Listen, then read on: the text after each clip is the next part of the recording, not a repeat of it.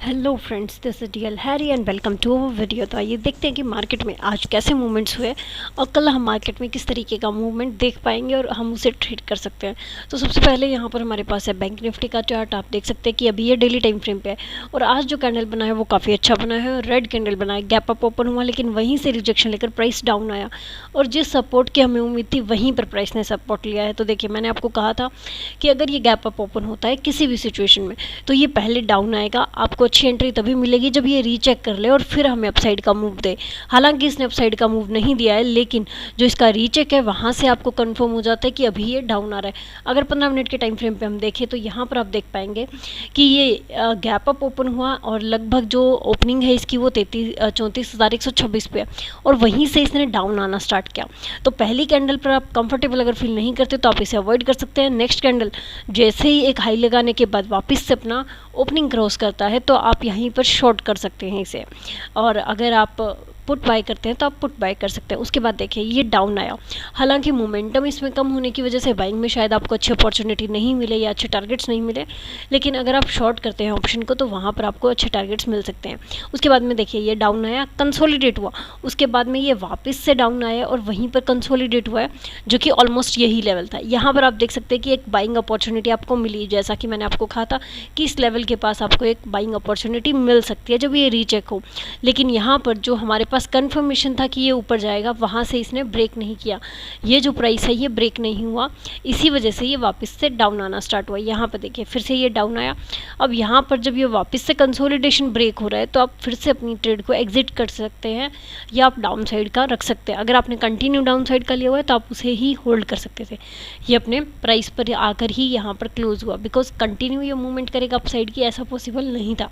अब हमारे पास कल इसमें क्या सिचुएशन हो सकती है हम डिस्कस कर लेते हैं। सबसे पहले तो यही कि ये अपने जोन में ही ओपन हो जाइए। देखिए लास्ट में ये जोन आया है इसके पास, या तो ये इसी जोन में ही ओपन हो और फिर हमें अपसाइड या डाउन साइड का मूवमेंट दे। अगर ये इसी जोन में ओपन होकर अपसाइड का ब्रेक करता है तो ये 34,000 तक जाने के बाद ही कुछ अच्छा मूवमेंट देगा, बिकॉज 34,000 साइकोलॉजिकल लेवल है। अगर ये डाउन साइड आता है तो डाउन साइड में क्योंकि ये स्ट्रॉन्ग पहले रेजिस्टेंस लेवल रह चुका है तो ये अभी के लिए अगर इसको ब्रेक करता है, यानी कि ये अभी अपने सपोर्ट को ब्रेक करा होगा जो कि बहुत ही ज़्यादा स्ट्रॉन्ग होगा, तो ये इसी को ब्रेक करने के बाद हमें काफ़ी अच्छी मूवमेंट दे सकता है और हमें ये 33,500 तक ला सकता है।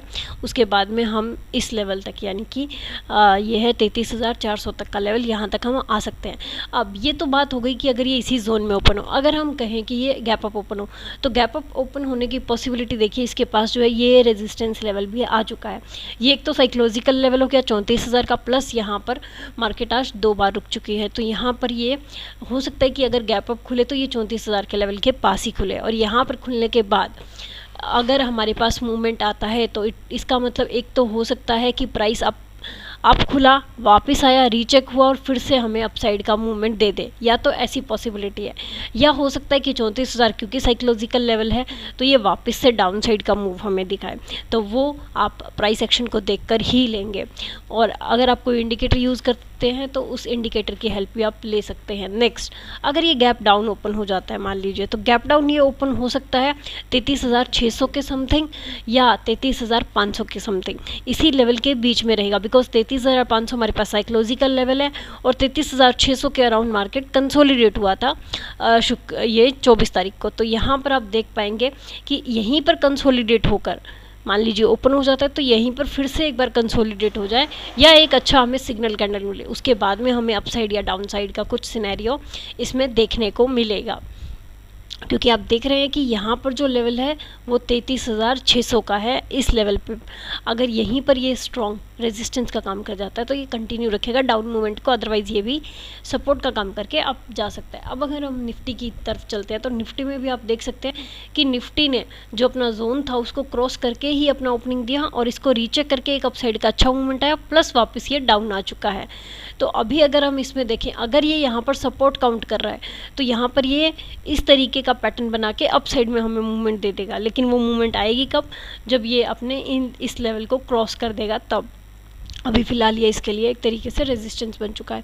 और प्लस ये जो डाउन साइड में जो जोन था ये इसके लिए एक सपोर्ट का काम भी कर सकता है। तो यहाँ से इसमें बाइंग आ सकती है, लेकिन अगर ये इसे ब्रेक करता है तो ये वापस सेलिंग की ओर जा सकता है।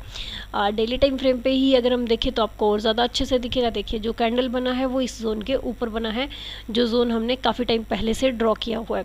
इसके बीच में कंसोलिडेट हुआ और अभी फ़िलहाल इसके ऊपर ही है। नेक्स्ट हमारे पास है HDFC बैंक। अब हम बैंक्स को देख लेते हैं कि कौन सा बैंक सपोर्ट कर रहा है और कौन सा बैंक नहीं।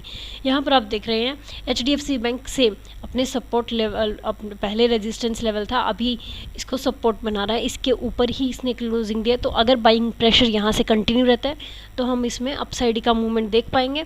अगर ऐसा नहीं होता तो यहाँ से ही वापस प्राइस रिजेक्शन ले लेगा। उसके बाद नेक्स्ट हमारे पास है एक्सिस बैंक।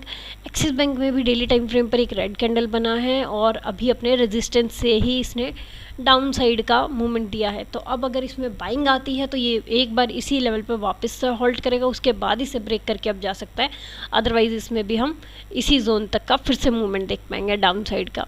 नेक्स्ट हमारे पास है ICICI बैंक। इसमें भी एक बहुत अच्छा रेड कैंडल बन चुका है। इसने अपने गैप को फिल कर दिया है कंप्लीट और अभी उसी गैप के पास आकर अपनी क्लोजिंग दी है। तो अगर इसमें सेलिंग प्रेशर कंटिन्यू रहता है जैसा कि आज इसमें आया है तो ये वापस से इसी लेवल से इसको डाउन ले आएगा और हम BN में भी ऐसा ही कुछ मूव देख पाएंगे। लेकिन अगर ये यहीं से बाइंग प्रेशर इसमें कंटिन्यू हो जाता है तो ये फिर से इसको अप ले जाएगा।